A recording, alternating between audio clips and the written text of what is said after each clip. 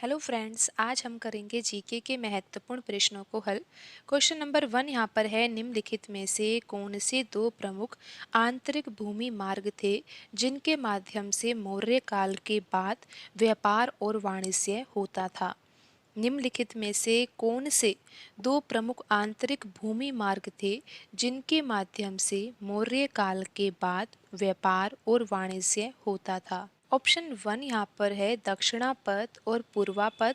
Option 2 है दक्षिणापथ और पश्चिम पथ। ऑप्शन 3 यहाँ पर है उत्तरापथ और दक्षिणापथ। ऑप्शन 4 है पश्चिम पथ और उत्तरापथ। तो यहाँ पर सही आंसर है ऑप्शन 3, उत्तरापथ और दक्षिणापथ। दो प्रमुख आंतरिक भूमि मार्ग थे जिनके माध्यम से मौर्य काल के बाद व्यापार और वाणिज्य होता था। अगला प्रश्न है यहाँ पर क्वेश्चन नंबर 2। प्रश्न में पूछा गया है, किस भारतीय नृत्य में मेहरी नृत्य शैली होती है? किस भारतीय नृत्य में मेहरी नृत्य शैली होती है? ऑप्शन 1 यहाँ पर है ओडिसी। ऑप्शन 2 है मोहिनी अट्टम। ऑप्शन 3 है कथक। ऑप्शन 4 है कथकली। तो यहाँ पर सही आंसर है ऑप्शन 1, ओडिसी। ओडिसी शास्त्रीय नृत्य है। ओडिसी शास्त्रीय नृत्य में मेहरी नृत्य शैली होती है। ओडिसी शास्त्रीय नृत्य है, उड़ीसा राज्य का ये नृत्य है। ऑप्शन 2 में लिखा हुआ है मोहिनी अट्टम। मोहिनी अट्टम भी शास्त्रीय नृत्य है, केरल राज्य का नृत्य है। ऑप्शन 3 में लिखा हुआ है कथक।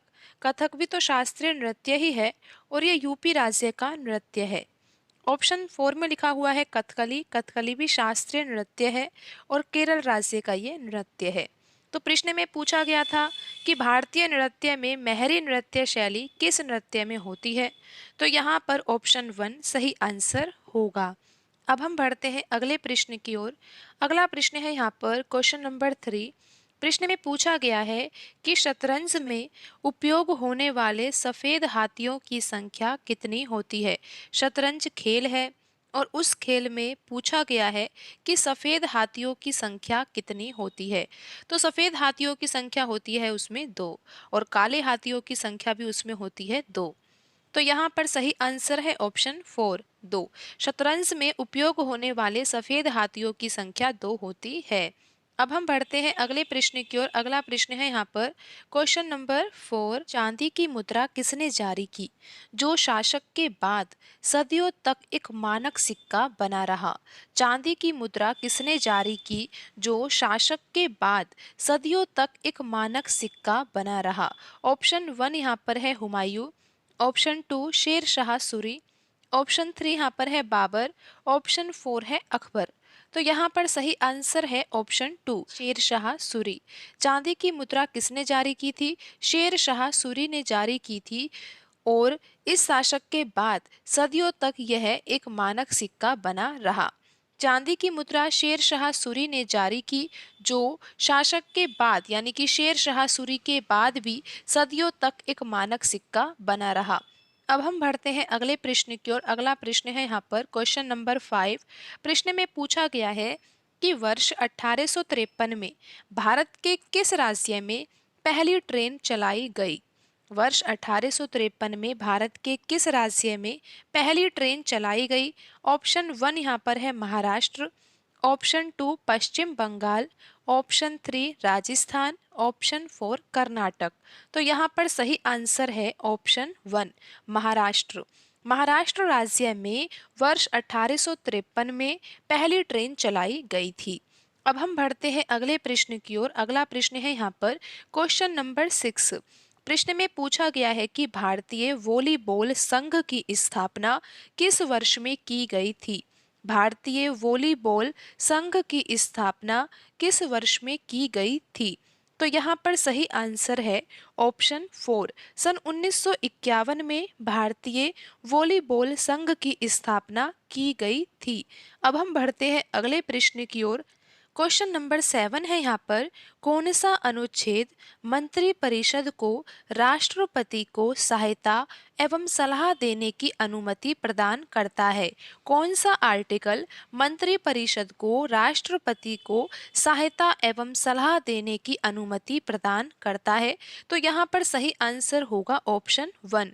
अब हम बढ़ते हैं अगले प्रश्न की ओर। अगला प्रश्न है यहाँ पर क्वेश्चन नंबर 8। बौद्ध धर्म के प्रवर्तक गौतम बुद्ध प्राचीन भारत में महाजनपद काल के दौरान निम्नलिखित में से किस गणतांत्रिक राज्य के राजकुमार थे? तो बौद्ध धर्म के प्रवर्तक कौन थे? गौतम बुद्ध थे। तो पूछा गया है कि प्राचीन भारत में महाजनपद काल के दौरान निम्नलिखित में से किस गणतांत्रिक राज्य के वे राजकुमार थे? तो यहाँ पर सही आंसर है ऑप्शन 4 शाक्य। अब हम बढ़ते हैं अगले प्रश्न की ओर। अगला प्रश्न है यहाँ पर क्वेश्चन नंबर 9। प्रश्न में पूछा गया है कि यमुना नदी का उद्गम निम्नलिखित में से किस राज्य या केंद्र शासित प्रदेश से होता है? यमुना नदी का उद्गम निम्नलिखित में से किस राज्य या केंद्र शासित प्रदेश से होता है? तो यहाँ पर ऑप्शन 1 है उत्तर प्रदेश, ऑप्शन 2 है उत्तराखंड, ऑप्शन 3 यहाँ पर है जम्मू और कश्मीर, ऑप्शन 4 है हिमाचल प्रदेश। तो यहाँ पर सही आंसर है ऑप्शन 2 उत्तराखंड। यमुना नदी का उद्गम उत्तराखंड से होता है। अब हम बढ़ते हैं अगले प्रश्न की ओर। अगला प्रश्न है यहाँ पर क्वेश्चन नंबर 10। प्रश्न में पूछा गया है सुनयना हजारीलाल ने किस शास्त्रीय नृत्य के लिए पद्मश्री प्राप्त किया? सुनयना हजारीलाल ने किस शास्त्रीय नृत्य के लिए पद्मश्री प्राप्त किया? ऑप्शन 1 यहाँ पर है Odissi, option 2 Bharatanatyam, option 3 Kathakali, option 4 Kathak. तो यहाँ पर सही आंसर है ऑप्शन 4 कथक।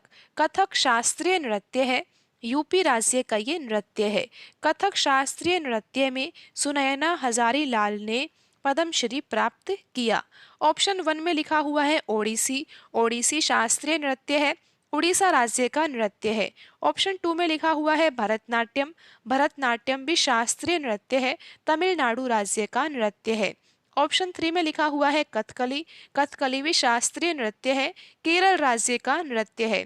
और यहाँ पर प्रश्न में पूछा गया था कि सुनयना हजारीलाल ने किस शास्त्रीय नृत्य के लिए पद्मश्री प्राप्त किया? तो उसका आंसर यहाँ पर होगा ऑप्शन 4 कथक शास्त्रीय नृत्य। तो आज की वीडियो में इतना ही।